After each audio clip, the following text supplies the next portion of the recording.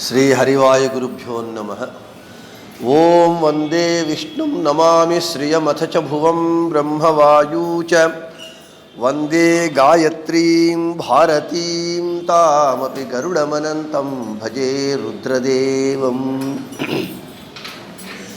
देवीं वंदे सुपर्णीं महिपतिदयितां वारुणीमप्युमां ताम् इंद्रादीन् काममुख्यानपि सकलसुरान् तद्गुरून् मद्गुरूंश्च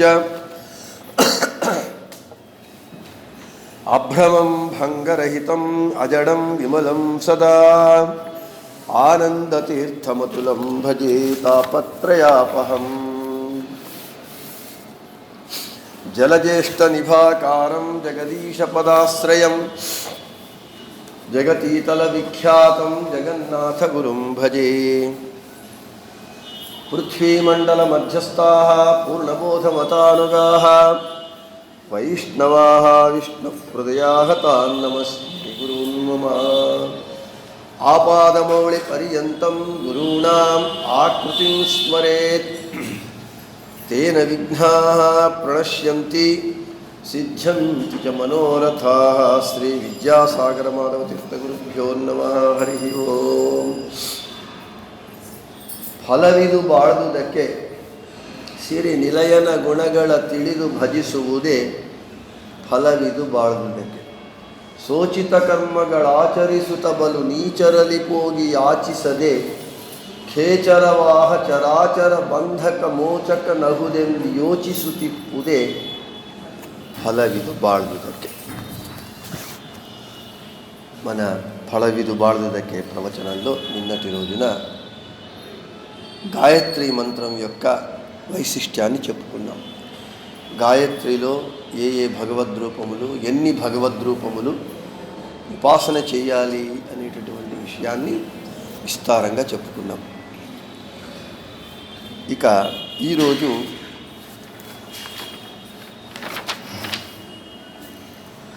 14వ పద్యం.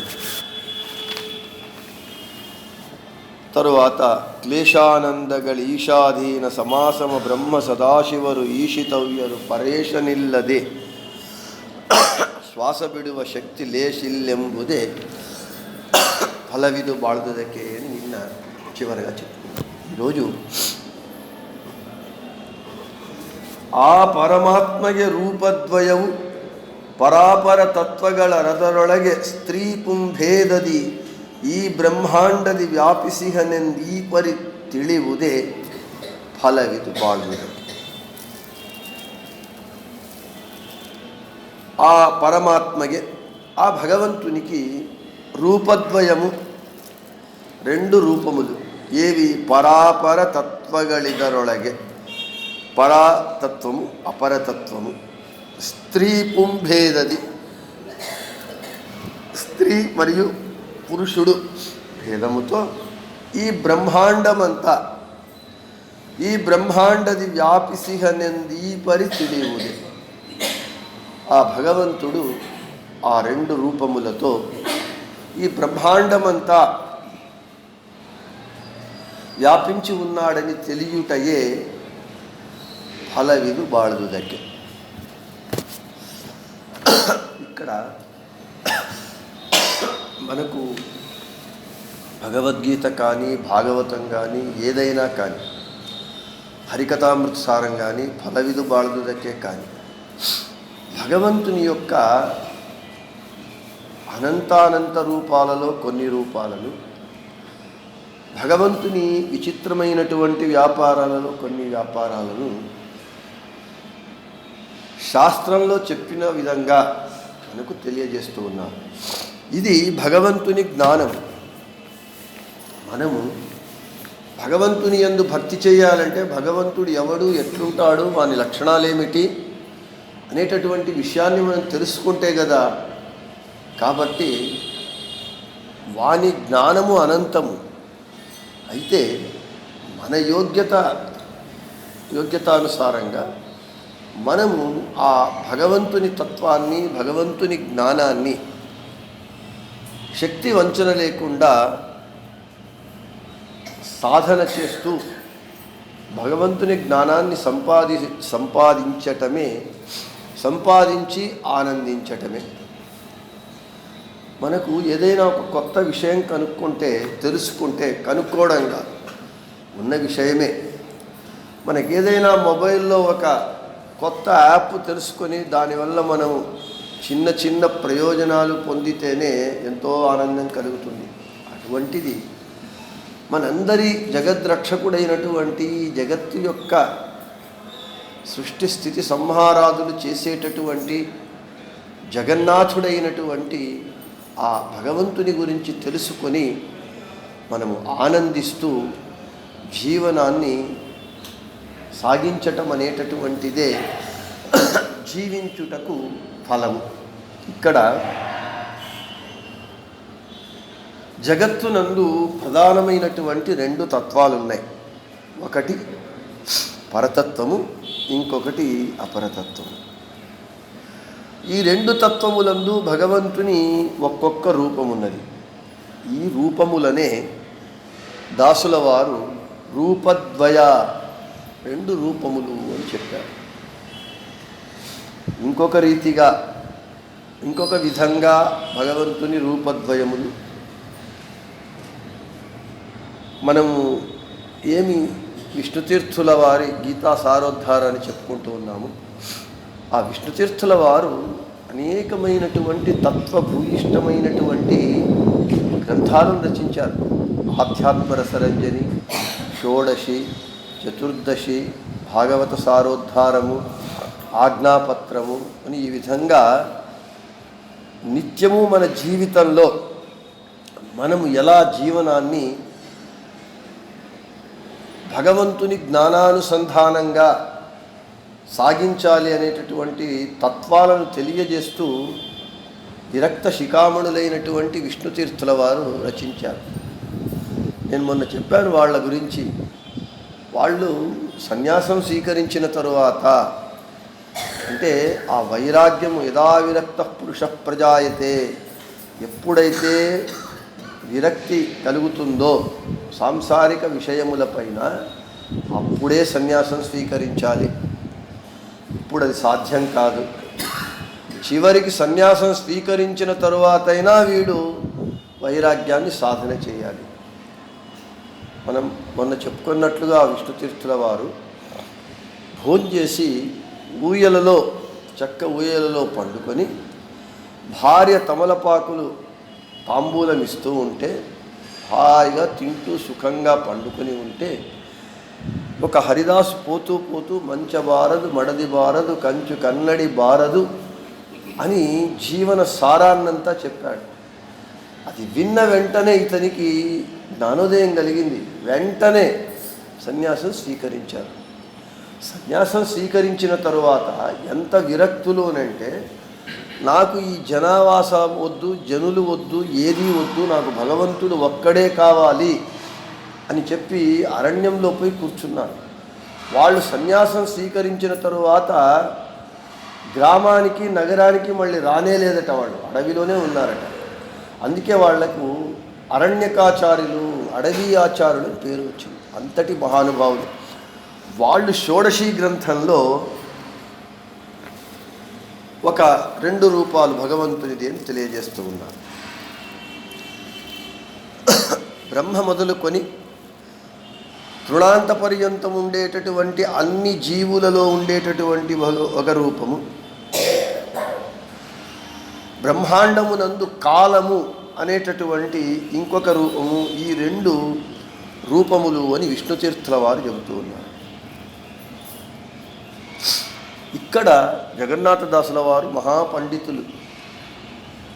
వాళ్ళు తెలిపినటువంటి ఆ రూపద్వయము ఏది అని అంటే, ఒకటి స్త్రీ రూపము, ఇంకొకటి పురుష రూపము. ఇక్కడ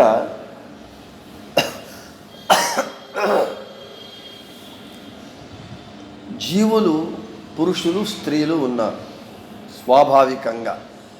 ఇక్కడ ఏమిటి అని అంటే, ఇప్పుడు మనకు పురుషులు స్త్రీలు, ఈ పురుష స్త్రీల విభాగం కాదు. ఈ దేహంలో ఉన్నటువంటి జీవుడు స్వరూపతః స్త్రీయా లేకపోతే పురుషుడా? అలా స్త్రీ పురుషులు స్వరూపతః జీవులు ఉన్నారు. శ్రీహరి స్వరూపతః పురుషుడు అయినటువంటి అతని దేహమునందు పురుష రూపముతో, జీవుడు స్వరూపతః స్త్రీగా ఉన్నటువంటి జీవుని యందు స్త్రీ రూపంతో బింబరూపి అయి భగవంతుడున్నాడు. ఈ రెండు రూపములను, పురుష రూపద్వయాన్ని, భగవంతుని ఈ రూపద్వయాన్ని జగన్నాథదాసుల వారు చెబుతూ ఉన్నారు. అంతేకాకుండా హరికథామృతసారంలో భోజన రస విభాగ సంధి యందు ನೀಡದಂದದ ಲಿಪ್ಪಲಿಂಗಕ್ಕೆ ಷೋಡಶಾತ್ಮಕ ರಸ ವಿಭಾಗವ ಮಾಡಿ ಷೋಡಶ ಕಲೆಗಳಿಗೆ ಉಪಚಯಗಳನ್ನೇ ಕೊಡುತ್ತ ಕ್ರೋಡ 72,000 ನಾಡಿಗತ ದೇವತೆಗಳೊಳಗಿದ್ದಾಡುತ್ತ ఆనందాత్మ చెరిಸುವ లోకదోడు తాను. మనం పురుషులు కానివ్వండి, స్త్రీలు కానివ్వండి, మనలో బలభాగమునందు 36,000 పురుష రూపములతో భగవంతుడు, ఎడమ భాగమునందు 36,000 రూపములతో స్త్రీ రూపములతో భగవంతుడు ఎడమ భాగమునందున్నాడు. 36,000 36,000 ప్లస్ ఈజ్ ఈక్వల్ టు 72,000. ఈ 72,000 అంటే 32,000 దంపతుల రూపం. సరి అయినటువంటి ఆచార విచారములు చేస్తూ అత్యంత యోగ్యుడైనటువంటి ఒక్క బ్రాహ్మణునికి మనము భోజనము పెడితే, అంటే జ్ఞానానుసంధానపూర్వకంగా ఒక్క యోగ్య బ్రాహ్మణుని యందు భగవంతుని పురుష రూపములు బలభాగమునందు 36,000, ఎడమ భాగమునందు స్త్రీ రూపములు 36,000 అని అనుసంధానం చేసుకుని ఒక యోగ్య బ్రాహ్మణునికి మనము సాదరంగా కడుపు నిండా శాస్త్రోక్తంగా విధివత్తుగా భోజనం పెడితే 36,000 దంపతులకు భోజనం చేయించినట్లవుతుంది. ఇది ధర్మ సూక్ష్మం. మనకు అంతా మన దేహంలోనే ఉన్నది. అందుకే అన్నారు అండాండము పిండాండము అని. ఈ బ్రహ్మాండములో 24 తత్వములు ఉన్నాయి. వాటి అభిమాని దేవతలు, ఆ అభిమాని దేవతలందు భగవద్రూపములు. ఇదే పిండాండము. ఈ దేహంలో కూడా 24 తత్వాలు ఉన్నాయి. 24 తత్వాల అభిమాని దేవతలు, వాయుదేవుల వారు, వాళ్లకు అధిపతి, 24 తత్వపతి దేవతಗಳಿಗೆ గురువేని సుతిహ మారుతన నిజపత్ని. కాబట్టి తరువాత 72,000 భగవద్రూపాలు. అసలు మన దేహంలో 72,000 నాడులున్నాయి. ఒక్కొక్క నాడికి ఒక్కొక్క అభిమాని దేవత. ఆ అభిమాని దేవతకు నియామకుడు వాయుదేవుల వారు, వాయుదేవులకు నియామకుడు భగవంతుడు. ఈ విధంగా మన దేహమే, అందుకే దేవాలయము అని అన్నారు. ఊరికే అనలేదు, మన దేహమే దేవాలయము అని అంటూ ఉన్నారు. అయితే మూడవ ఒక జీవము ఉన్నది చూస్తూ ఉన్నాం, నపుంసకులు, ట్రాన్స్జెండర్. ఈ ట్రాన్స్జెండర్ అనేటటువంటి జీవి ఉన్నాడా? స్వరూపతః ట్రాన్స్జెండర్ జీవి లేడు. అయితే ఇప్పుడు మనం చూస్తున్నాం కదా అని అంటే, వాళ్ళు ఆ జీవి, ఆ నపుంసక దేహములో ఉన్నటువంటి జీవి పాప కర్మలు చేయటం చేత ఆ దేహాన్ని, నపుంసక దేహాన్ని మాత్రం పొందుతున్నాడు. కానీ స్వరూపతః నపుంసక జీవి లేడు. అలాగే ఈ దోషపూరితమైనటువంటి ఈ నపుంసక దేహము భగవంతునికి లేదు. దీన్నే బుద్ధాచార్యుల వారు ఏవం విష్టో భగవాన్ హరిరేకో జనార్దనః, ఈ విధంగా పురుష రూపద్వయము, పరమాత్మన రూపద్వయం, ఈ రెండు రూపములు ఏవి? స్త్రీ పురుష రూపములతో భగవంతుడు బ్రహ్మాండమంతా వ్యాపించి ఉన్నాడు. అయితే భగవంతుడు స్త్రీ రూపముతో పురుష రూపముతో ఉన్న ఆ భగవంతుని రెండు రూపములకు భేదమున్నదా అంటే భగవంతుని రూపములకు భేదము లేదు, తత్వమది. భగవంతుని అనంతానంత రూపములకు ఒక్కొక్క రూపానికి ఇంకొక రూపానికి భేదమున్నది అని తెలియడం అనేటటువంటిది భగవంతుణ్ణి ద్వేషించేటటువంటి నవవిధ ద్వేషములలో ఒకటి. కాబట్టి భగవంతుని అవతారములకు, భగవంతుని గుణములకు, భగవంతుని అవయవములకు అభేదమున్నది, భేదము లేదు. అభేదమున్నది అని తెలిస్తే నరకానికి పోతాడు. నవవిధ ద్వేషములలో అది ఒకటి. కాబట్టి ఈ బ్రహ్మాండమంతా భగవంతుడు వ్యాపించి ఉన్నాడు అని చెబుతూ ఉన్నారు. మనకు భగవంతుని రూపములకు, అవయవములకు, గుణములకు భేదము లేదు. రామాయణంలో రాముడు పరశురాముడు యుద్ధం జరిగింది. మనకు రాముడు గెలిచాడు, పరశురాముడు ఓడాడు అనేటటువంటి కథను వింటాము. అయితే ఇద్దరూ భగవద్రూపములే. దశావతారములలో ఇద్దరిది ఉంది. రెండూ భగవద్రూపములే అయినప్పుడు ఒక రూపము గెలవడం ఏమిటి, ఒక రూపము ఓడిపోవడం ఏమిటి? అక్కడే ప్రమేయ భాగము, తత్వం. భగవంతుని రూపములకు భేదము లేదు. అయితే రాముడు బాణాన్ని వదిలినప్పుడు పరశురాముడు ఓడిపోయాడు కదా, రామాయణంలో ఉన్నది కదా అని అంటే, రాముడు పరశురాముని మీద బాణం వదిలింది నా బొడ్డు మీద.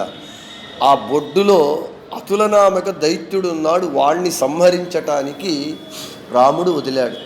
కాబట్టి పరశురాముడు ఓడిపోయినట్లుగా మనకు కనిపించిన అది భగవంతుని విడంబనము.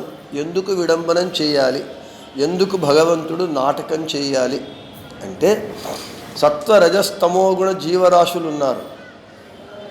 తమోగుణ జీవరాశులు భగవంతుని పట్ల ఎప్పుడూ కూడా అన్యథాజ్ఞానాన్నే పొందాలి. వాడు అన్యథాజ్ఞానము, అయథార్థ జ్ఞానము పొందితేనే వానికి వాడు చేరవలసినటువంటి అంధం తమస్సు అనేటటువంటి నిత్య నరకాన్ని చేరతాడు. కాబట్టి భగవంతుడు అలా విడంబనం చేస్తాడు అని ఒకటి. ఇంకొకటి, త్రివిక్రమ పండితాచార్యుల వారు బయట ఉన్నారు, మధ్వాచార్యుల వారు లోపల నైవేద్యం చేస్తూ ఉన్నారు. నైవేద్యం చేసేటప్పుడు మామూలుగా వాకిలు వేస్తారు. ఎవరు, ఏ స్వాముల వారు నైవేద్యం చేసేటప్పుడైనా వాకిలు వేస్తారు. ఎందుకంటే వాళ్ళు భగవద్రూపాలను ధ్యానించి భగవంతునికి నివేదన చేస్తారు కాబట్టి.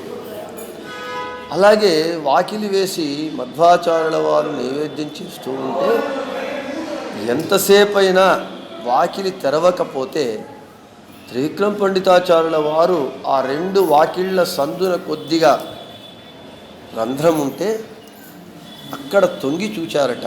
తొంగి చూస్తే వాళ్లకు అద్భుతమైనటువంటి దృశ్యం కనబడింది. మధ్వాచార్యుల వారు హనుమ భీమ మధ్వావతారములతో ఏకకాలంలో హనుమ భీమ మధ్వావతారములతో రామకృష్ణ వేదవ్యాస రూపి భగవంతుణ్ణి పూజ చేస్తూ ఉన్నారట. అది చూచిన వెంటనే త్రివిక్రమ పండితాచార్యుల వారికి ఆనందోద్రేకముతో శ్రీమద్విష్ణుంఘ్రినిష్ఠాతి గుణగురుతమా అని వాయుస్తుతిని రచించారు.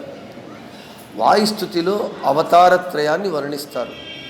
అవతారత్రయాన్ని వర్ణించి వాయుస్తుతిని గురువులకు సమర్పిస్తే ఇది కేవలము నా స్తుతి, వాయుస్తుతి కాకూడదు, ఇది హరివాయుస్తుతి కావాలి అని మధ్వాచార్యుల వారు నరసింహస్వామి యొక్క నఖములను స్తోత్రం చేస్తారు. నరసింహస్వామిని స్తోత్రం చేయరు. పాంతస్మాన్ పురుహూత వైరి బలవన్ మాతంగమాద్యద్ఘట అని నరసింహస్వామి నఖములను స్తోత్రం చేస్తారు. ఏమిటండి నఖములు? మన దేహంలో అత్యంత తుచ్చమైనటువంటి భాగము. నరసింహస్వామినే స్తోత్రం చేసి ఉంటే ఎక్కువగా ఫలం వచ్చేది కదా. నరసింహస్వామి నఖములను ఎందుకు చేశారు ఆచార్యుల వారు అని అంటే ప్రమేయ భాగాన్ని తెలియజేస్తూ ఉన్నారు. భగవంతునికి, భగవంతుని అవయవములకు, భగవంతుని అవతారములకు భేదము లేదు. భగవంతునికి ఎంత శక్తి ఉన్నదో భగవంతుని నఖములకు అంత శక్తి ఉన్నది. వజ్రనఖాయ విద్మహే తీక్ష్ణదంష్ట్రాయ ధీమహే తన్నో నారసింహ ప్రచోదయాత్ అని భగవంతుని రూపములకు అవయవములకు భేదము లేదు అని తెలియజేయడానికే మధ్వాచార్యుల వారు నరసింహ నఖస్తుతి చేశారు. కాబట్టి రూపములు, పురుష స్త్రీ రూపములు భగవంతుడు ఉన్న ఆ రూపముల మధ్య భేదము లేదు అని చెప్తూ ఉన్నారు. ఇక్కడ ఇంకొక చిన్న వివరణ ఇవ్వాలి. అక్షర పురుష, క్షర పురుష అని చెప్తూ ఉన్నాం. అక్షర పురుష అంటే లక్ష్మీదేవి, క్షర పురుషులు అంటే బ్రహ్మాది సకల జీవరాశులు. లక్ష్మీదేవి స్త్రీ కదా, ఆమెను ఎందుకయ్యా స్త్రీ కాబట్టి ఆమెను ఎందుకు వీళ్ళు పురుష అంటూ ఉన్నారు అని అంటే, లక్ష్మీదేవి పురుష అంటే ఎందుకు పిలిచారు అంటే పురుషులు చేసేటటువంటి పనిని ఆమె చెయ్యగలదు కాబట్టి పురుష అని పిలిచారు. అంబరణి సూక్తంలో లక్ష్మీదేవి చెబుతుంది, నేను ఎవరినైతే అనుకుంటానో వారిని బ్రహ్మగా చెయ్యగలను, రుద్రుడిగా చెయ్యగలను అని. అంటే ఒక పురుషుడు చేసేటటువంటి పనులను కూడా లక్ష్మీదేవి చెయ్యగలదు కాబట్టి పురుష అన్నారు. ఒక లక్ష్మీదేవే అంత శక్తిమంతురాలైతే ఆ శక్తిని లక్ష్మీదేవికి ఇచ్చినటువంటి వీడు పురుషోత్తముడు, వీడు ఎంత గొప్పవాడు, సర్వోత్తముడు. కాబట్టి ಭಗವಂತುನಿ ರೂಪಮುಲಕು ಭಗವಂತುನಿ ಅವಯವಮುಲಕು ಭೇದಮು ತಿಳಿಯರಾದು. ಇಲ್ಲಿ ಸ್ವಲ್ಪ ತೆಗೆದಿರು, ಬೆಳಕಬೇಕು, ಸ್ವಲ್ಪ ಅವ್ರಿಗೆ ಬೆಳಕಿಲ್ಲ, ನಂಗೆ ಬೆಳಕಬೇಕು ಸಾಕು. కాబట్టి ఈ 14వ పద్యంలో ఇంత అర్థము అడిగి ఉన్నది. ఇక 15వ పద్యానికి వస్తే, ಏಕೋತ್ತರ 50 ವರ್ಣಗಳೇಕಾತ್ಮನ ನಾಮಂಗಳಿವು ಮಾ ಕಮಲಾಸನ ಮೊದಲಾದಮರರು ಸಾಕಲ್ಯದಿ ಇವನ ಅರಿಯರೆಂತೆಂಬುದೇ ಫಲವಿದು ಬಾಳುವುದಕ್ಕೆ. ఏకోత్తర 50 వర్ణములు, మనకు 51 వర్ణములు ఉన్నాయి, అంటే అక్షరాలు ఉన్నాయి. ఆ నుండి క్ష వరకు. ఈ ఆ నుండి క్ష వరకు ఉన్నటువంటి 51 వర్ణములన్నీ ఏకాత్ముడైనటువంటి భగవంతుని నామములే. మా కమలాసన అంటే మొదటి 2 పంక్తులకు అర్థం ఏమిటి అని అంటే, ఆ నుండి క్ష వరకు ఉన్నటువంటి 51 అక్షరములన్నీ భగవంతుని నామములే.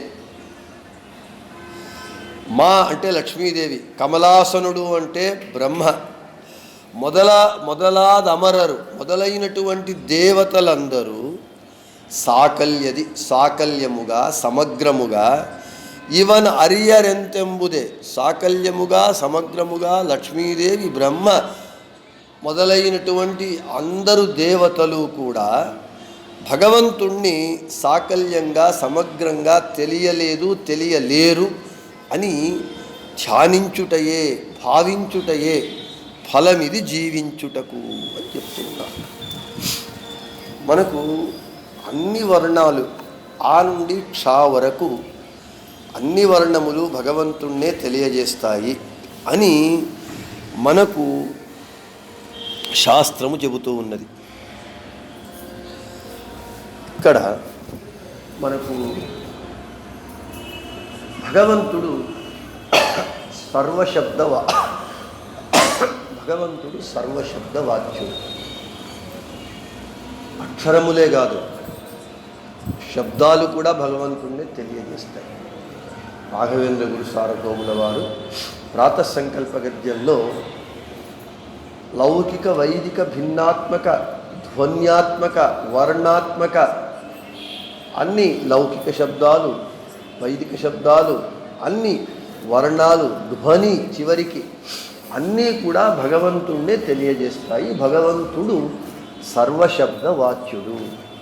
అంటే ఆ శబ్దము విన్నప్పుడు అది భగవంతుడు అని భగవంతుణ్ణి తెలియజేస్తూ ఉన్నది అనేటటువంటి జ్ఞానం మనకు లేదంతే. ఆ ప్రాతఃసంకల్ప గద్యంలో రాఘవేంద్ర స్వాముల వారు మన ఇంటి పైన రూఫ్ ఉంటుంది కదా, అక్కడ బల్లి ఉంటుంది.